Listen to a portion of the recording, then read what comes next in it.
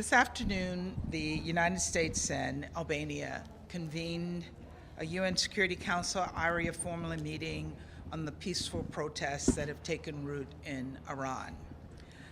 I was deeply moved by Dr. Ibadi and Nazanin Boyadi's powerful testimonies, and I was heartened that the Special Representative Raymond and so many member states joined us at this meeting. Together, we condemn the Iranian government's brutal crackdown on peaceful protesters. We cannot stay silent as security forces detain, torture, and gun down peaceful protesters, as dozens of civil society activists, journalists, and lawyers are locked up. But today was also incredibly uplifting. It was a chance to shine a spotlight on the brave women and men that have taken to the streets all over Iran. Across ethnicities and social classes, Iranians have come together under the banner of Women, Life, Freedom. These protests have spread across the country and even around the world, from Istanbul to Afghanistan to New York. People have gathered to protest in solidarity with the Iranian people. These demonstrations should inspire all member states here at the UN, because while change in Iran should only come from within Iran, we have a responsibility to stand with the Iranian people. Our words are powerful, they hold weight, and Iranians must hear from us. We must give them our moral support. That's what you heard today from countries around the world.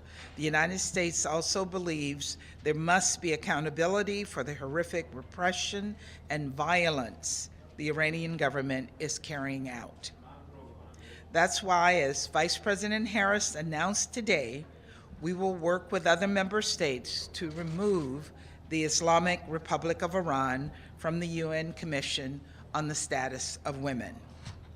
The work of promoting gender equality and empowering women should not be entrusted to a member state that systematically oppresses its own women and girls. We will also look for opportunities to raise this issue in every applicable UN forum, including the Human Rights Council and in Third Committee. We must rise to meet this moment, and we must stand with the Iranian people as they protest for women, for life, and for freedom. Thank you very much. We'll start with Maria. Thank you so much, Mr. Ambassador.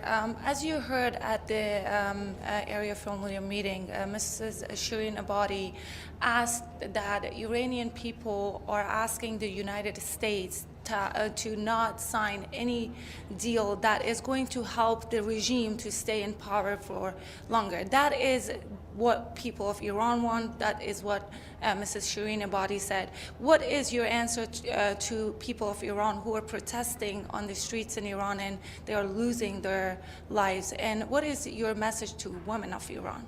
Well, we support them. We support them in every way possible. What we're focused on right now are the brutal attacks that are taking place on the streets of Iran. We're focused on the Iranian government providing weapons to the Russians to kill Ukrainians. That is the focus of our attention today, as well as in the coming weeks. Hi, thank you, Ambassador. My name is Ibtisam Azim from Al Arabi Al Jadid newspaper. Two questions. Earlier today, the Iranian ambassador unfortunately didn't take any questions, but read a statement accusing the U.S. of mangling in internal affairs, and then said that the sanctions on Iran are the ones who causing the suffering of the Iranian people. So your comments on that. And my second question is on what the special rapporteur said today, Mr. Rahmani, about he called on establishing a special independent a mechanism to investigate the violation of human rights in Iran. How do you want to support that? Are there specific steps you are taking to work on that? Thank you. Good. As far as what the Iranian ambassador had to say, I really have no comment on that. What he said was not unexpected. What is happening in Iran is very serious. They are attacking women and men who are protesting on the street. A young woman was killed. In fact, more than one was killed. And the Iranian government is responsible for that. The world is not responsible for that. Sanctions are not responsible for that. What they need to do is start allowing for freedom of protest, allow women to make decisions about what they would like to wear, and not kill them or jail them because of that. We support the special reporter's call for a special commission to investigate and hold accountable those members of the Iranian government responsible for this. How that will be developed is not yet on the table, but we support his efforts. We have time for one more. We'll go to Michelle. And James, we'll get you after. Yeah. He's got a quick one. We were already It's talking. on a different subject. This is important. Yeah. First of all, just a quick sort of procedural follow-up. How do you go about getting Iran off CSW? Is it a vote in I'm sorry. ECOSOC? Sorry. Is it a vote in ECOSOC that is required to oust them from the CSW, or do you need to go to the GA? Look, we're going to be working with other member states on how we proceed on that. We haven't determined that yet, but over the course of the coming days and weeks, we will be doing that. North Korea, there was more missiles overnight. Are you planning to raise that in any form at the Security Council? And when was the last time that the US tried to reach out to North Korea? Look, we are very disturbed by these tests.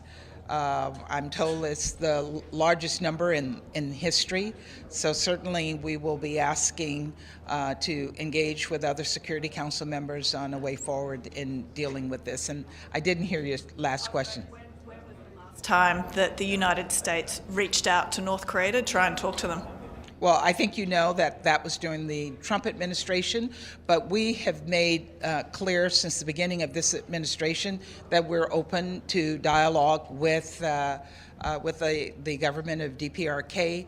They just need to accept that openness. Ambassador, finally from me, rarely from me a good news question, but possibly this is good news. The news coming out of Pretoria, those talks on Ethiopia, there seems to be a cessation of hostilities. Can we get your reaction?